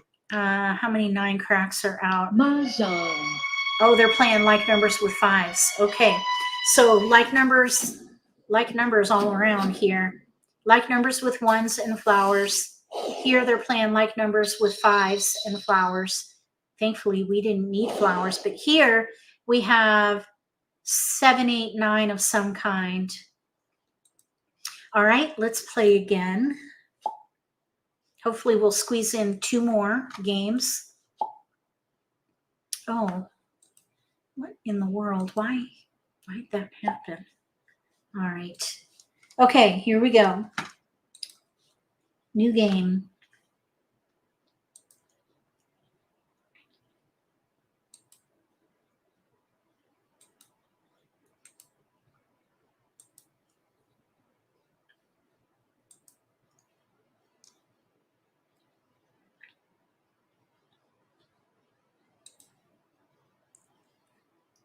We need another player here at the table.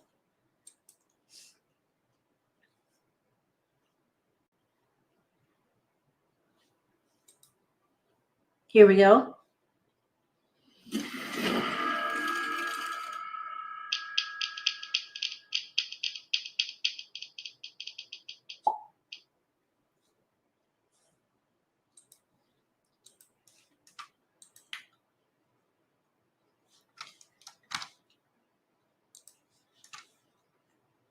Okay, we have 2-band pair. That's where I would start. 2-band pair. We have another 2. We have a 1. So 1, 2, maybe year hand. Like number potential. I would stop there. So let's do an 8 with a 5. So year hand, like numbers with 2s, 1, 2, 3, 4, maybe. We have a joker, not very helpful at the moment. I wouldn't pick a hand yet.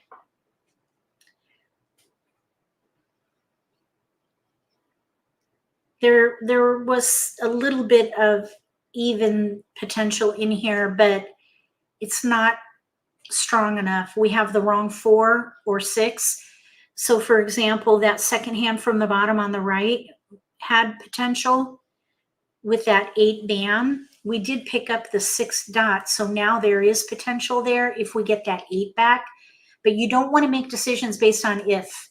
You want to base your decisions based on fact, which is what you see. So we have 1, 2, 1, 2, or 2, 4, year hand, like numbers with 2s. I would pass 6, 9, 7 here. Let's see if the 8 comes back. We could maybe do 2, 8 with 4, 6 in the middle in a different suit. Second hand from the bottom on the right, but I would not pick that hand right now because that would be a gap. That's a gap hand. Right now, if I had to pick a hand, I'd pick like numbers with 2s and news. Okay, so now we have a pair though of 6s. That changes things a little bit. So we have a pair of 2s and a pair of 6s. That screams like evens. So I would now let the 1s go and then probably the wind and focus on number tiles, evens at this point. We could still maybe do like numbers with 2s and flowers, but we have a gap, no 2 dot. So right now it looks like evens. We picked up a 6 bam and a 7. So now there's potential for 6, 7, 8 in here. We have tiles we can pass though. Let's see here. I would let these go. We have no 3, so the 1 is not helpful. So we have 2, 4, 6, 8. This 7 probably can go. So we are maximized and optimized. Optimize, maximize. Those are the 2 tactics we're using right now. We are not streamlined right now. Okay, so here's a 4 dot. That's a keeper. We do have 6, 7, 6, 7, 8 though. There is a streamlined hand in here now. 6, 7 dot, 6, 7 bam, 8 crack pair. 2, 8. We're going across, so we have to pass. I think we have a better chance of getting 2, 4, 6, 8 though. So I would let that concealed consecutive hand go. We have a hand with no gaps right here. 2, 4, 6, 8 with 4, 6 in the middle. If we get the 8 bam back, that would be stronger.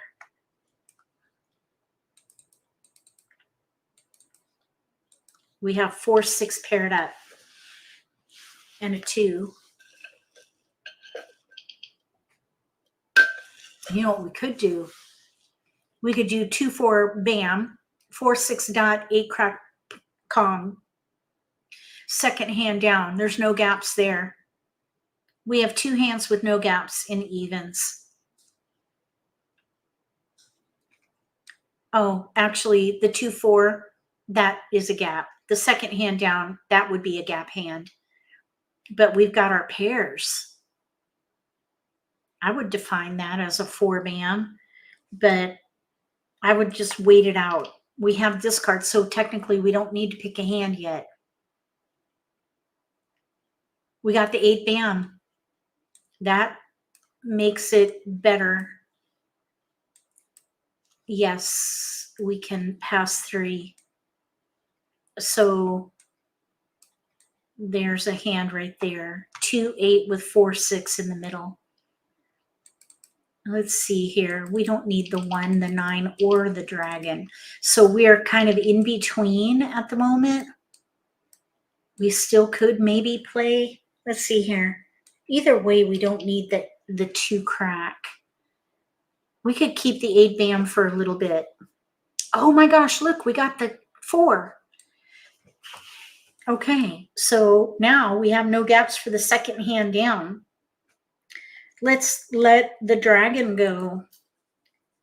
Green dragon. Okay, so 2-4 bam, 4-6 dot, 8 crack Kong, or 2-8 bam, West 4-6 in the wind. middle with flowers. Second hand down or second hand from the Green bottom on the right dragon. under 2-4-6-8. We have 2 discards before we have to pick a hand. East wind. So I would just go with the flow. Follow One the character. trend.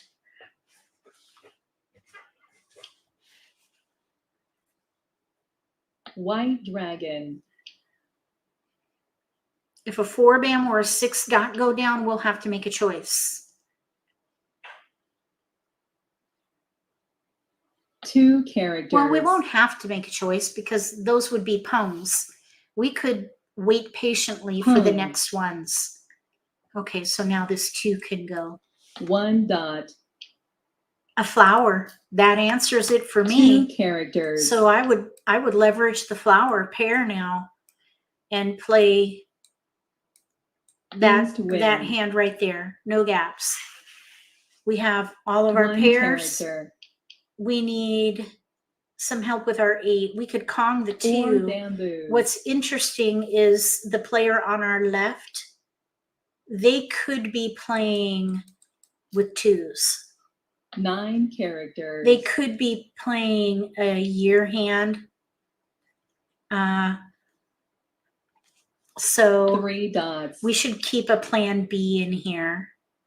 Let's see 4 here. bamboos. Okay, 4s are going down now, so I would just let that go. 9 characters. Don't need wins.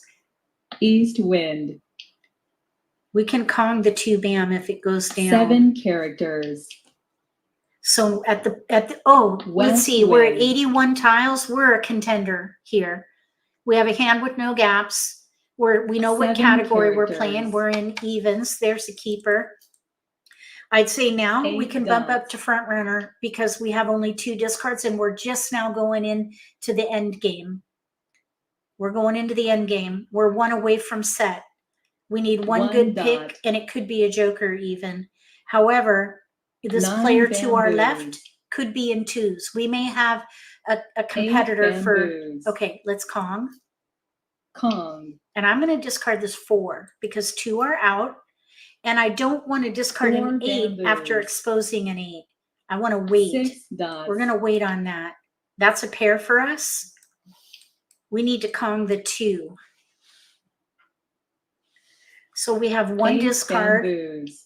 Oh, they didn't take our joker. That's interesting. 5 dots. Huh. Red dragon. Okay.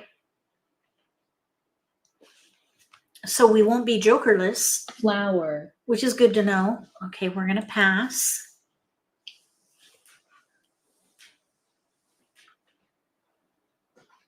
White dragon. South wind. Where's Riley? On the bed. Oh, Pung. okay. Pung, pure pung. 6 bamboos. Okay, we're good.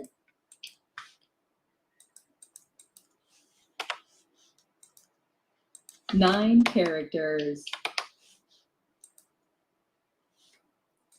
1 dot. We need a keeper.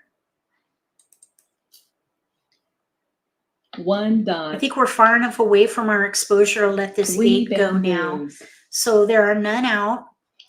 We're at 65 tiles remaining. We're coming into the midpoint. 6 bamboos. You want to make sure you know what hand you're playing at this point. If you want to 3 bamboos. plan to be ready by the end of the third wall. Okay, so let's sneak out this 8 crack. 8 characters. There's a hesitation. Kong. Aha. They won't have our 2 bam. 9 That's dots. good. Okay, we need a keeper. Joker keeper. Kong. Oh, we got skipped.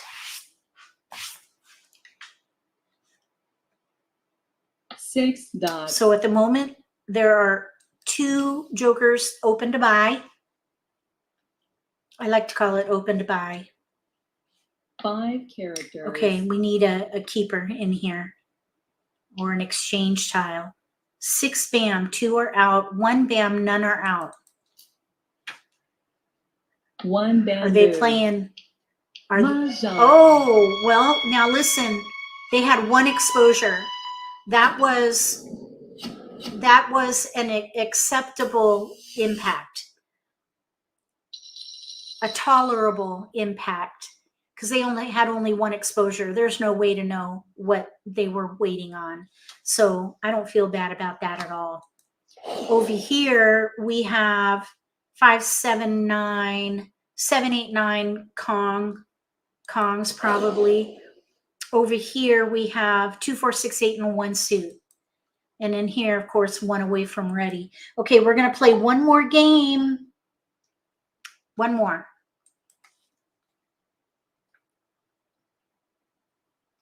One more game.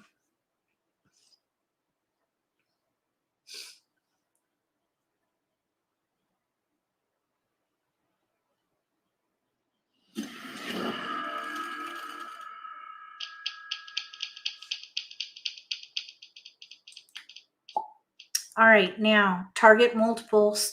We have 2s and 9s. These don't go together. So you want to look at your supporting tiles. Whatever you have the most of, that's what you go with. So we have 1, 2, 2, but we have way more big odds. So I would let the 2s go and focus on big odds. 5, 7, 9. So let's see here. We might be able to do wins. However, we have like numbers. We're going to stick with number tiles. 5, 7, 9 of some kind, big odds. I would stick with it. Break up the 2.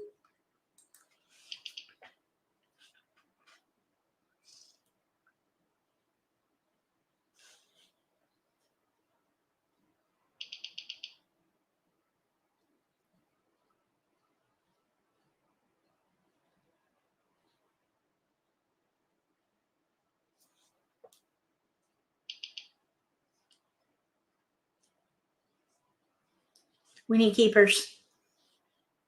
Okay, we have an 8. Okay, that's good news. We did end up with 1, 2 in here, but we have 7, 8, 9 now. Okay, so let's see. 7, 8, 9. We could streamline.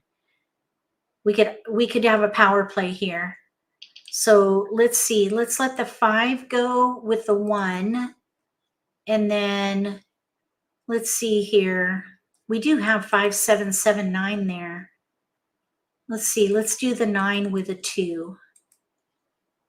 We do have a hand in here. 2 hands with no gap. 7, 8, 9 flower or 5, 7 dot, 7, 9 crack. Pung, pung, kong, kong. Hand of least resistance. Second hand down on the right under odds. Okay, so now we're back to big odds in here. Let's see. Yes, we want to keep going. So we have 5, 7, 9, 9 crack pair. That should be our focus. I just have this inkling that 2s are going to come back through. 2, 3. 2s are really going around. So let's see. 7, 8, 9 or 5, 7, 9. 9 crack pair. That is the focus. 5779. Let's just break up the two. And we're going to target the 9. We're going to optimize and maximize. 5779. We've got options for the second hand on the right under odds. Okay, now we have 8s and 9s. I would reassess big time. 789. 789. We can have a power play here now. Fourth hand down under consecutive runs. 789, double run. And I would do it. I would. 789, double run. Fourth hand down. Power play.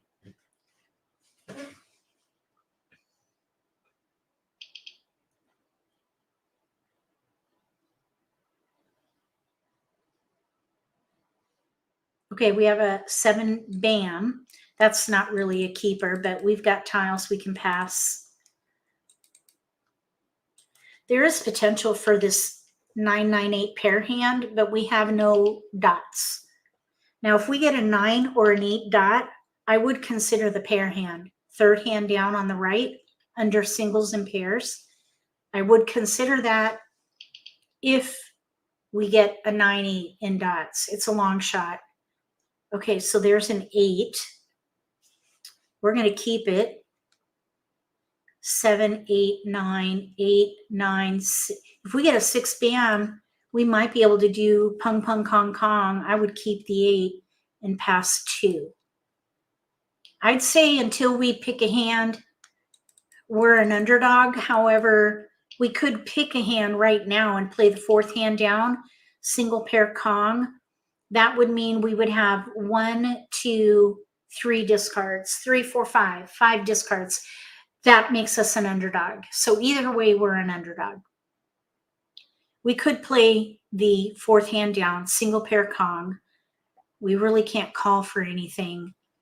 Now, if we were to get a 9 dot though, we could maybe play that concealed hand and keep an eye on the pair hand. So this will be interesting.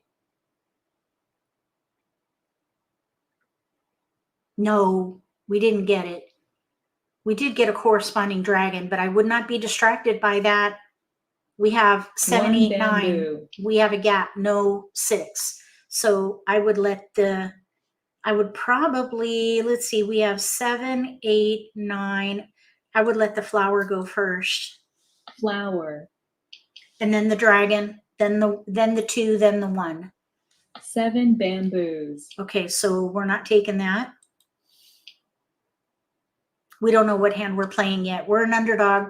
2 bamboos. So hopefully we'll get some really good picks in the first 5 rounds. We have 3 discards. 4 bamboos. Clear discards. Okay, now let's let the dragon go. 5. Red dragon. There's still some potential in here for big odds, but with a pung of 8s, I would not be distracted by 2 that. bamboos. We're going to just let those dots go. 4 characters.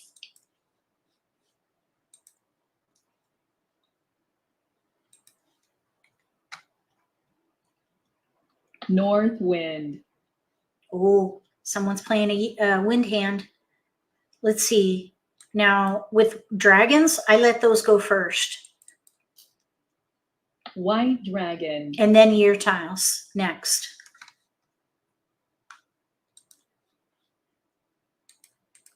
Four bamboos. Red dragon. 8 dots. Okay, dragon, that's not helpful. Green dragon.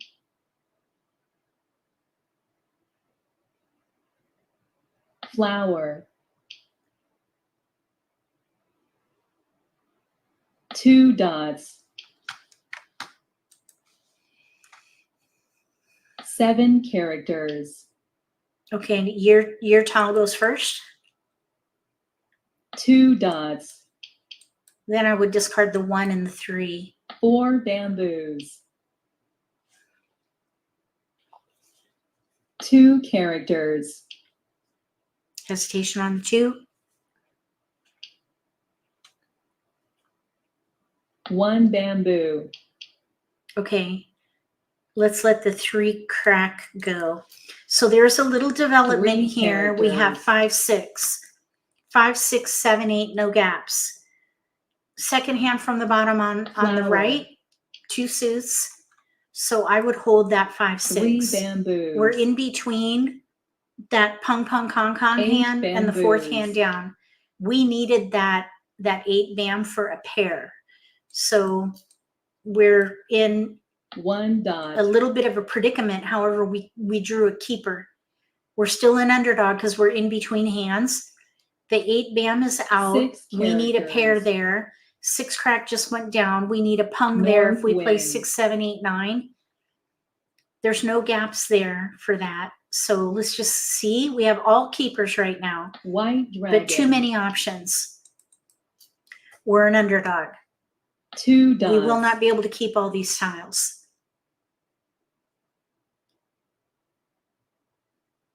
6 dots. Okay, nobody wanted the 6. 5, 6 would be East pung pung, wind. so we can keep those for just a little bit longer. Green dragon. 1 crack we don't need. 1 character. Pung. Okay.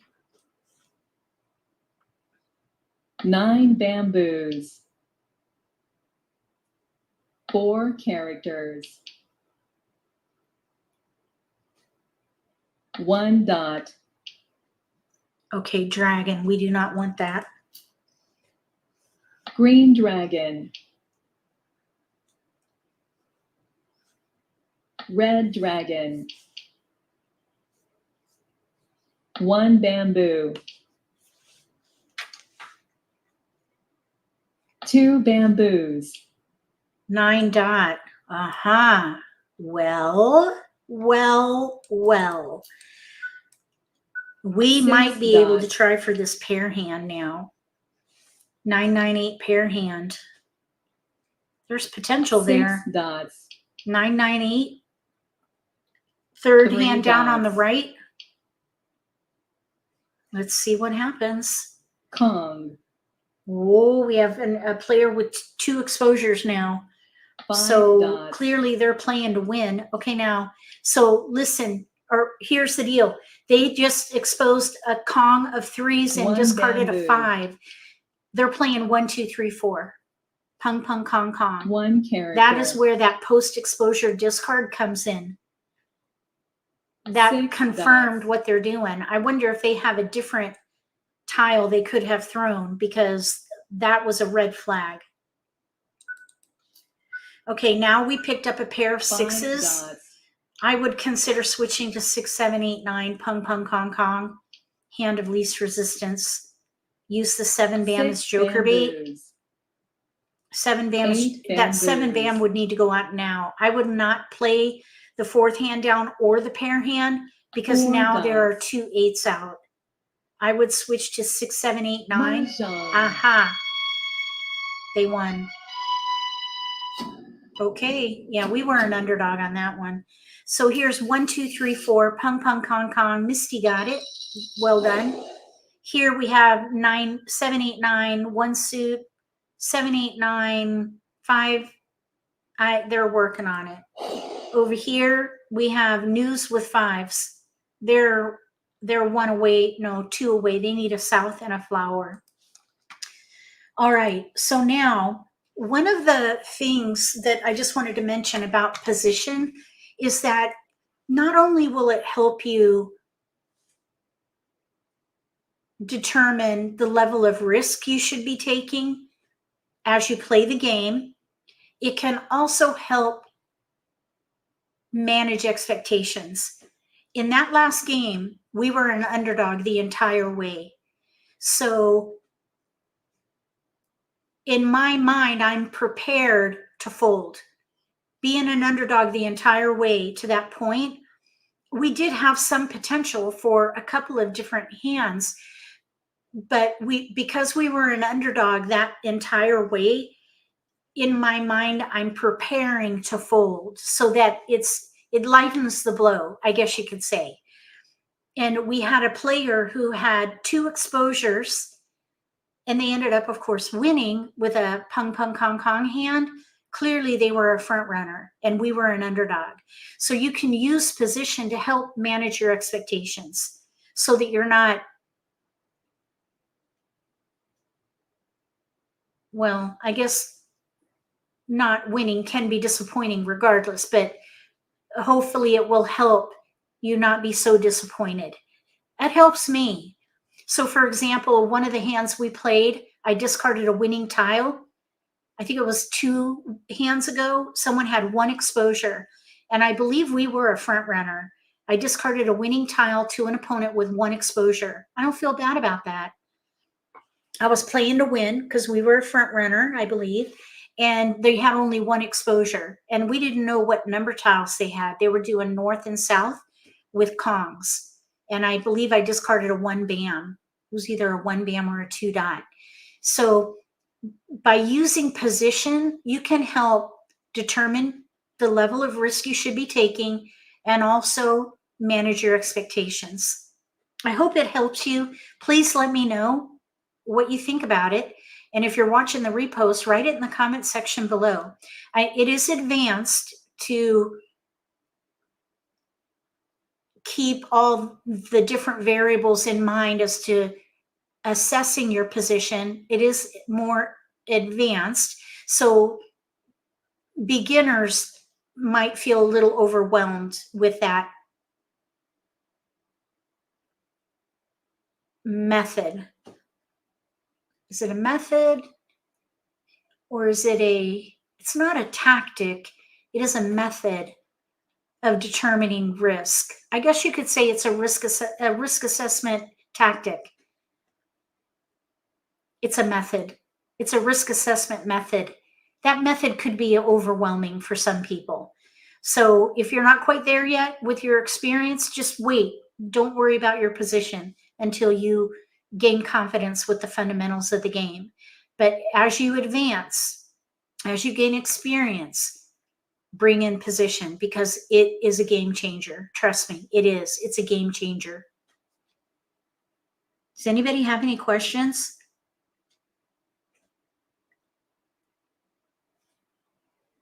We'll be back again on Wednesday for the members only live stream, and I'm going to share something new. It's how to estimate the wall in play in real life estimation, because when East rolls the dice to break the walls are not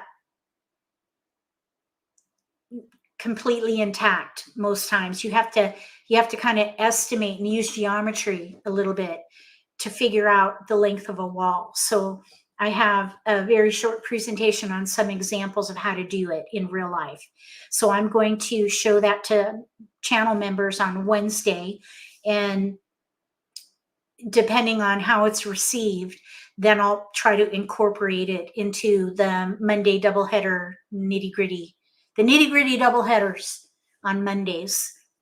I'm hoping it will help people to figure out the wall in play during real life games. Because online, you get the numbers to tell you where you are. Those milestones that I shared, you see a number on the screen. You don't get that when you play in person. All right, I guess I'll go ahead and sign off. Thank you so much for being here. Channel or moderators, thank you so much for helping monitor the chat. I will go ahead and sign off since there's no questions. See you on Wednesday. And I believe I was thinking about changing that live stream to, you're welcome, Gretchen. I was thinking about changing that live stream from 10 to noon, but I'm having second thoughts. I'm thinking of putting it back to 1 to 3. I don't know. Oh, thank you, JL. I appreciate that. All right. I think I might need to do a poll on time, because I'm also thinking about maybe moving Beat the Pro on Fridays to Thursdays. So I'm not doing double headers. All right. If you're not following me on Facebook, consider following me there because I do a lot of communication there. Polls, all the events are posted there. All the events are also posted on my website. So if you don't like to use social media, you can follow me on my website as well. And you can always send me an email directly. And my email is in the video description below every video.